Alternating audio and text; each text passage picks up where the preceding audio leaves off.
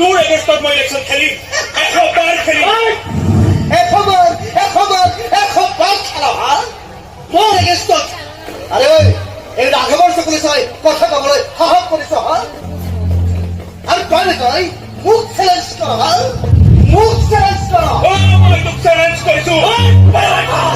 তহঁতৰ দাদাগিৰি আৰু সহ্য কৰি নাথাকো আমি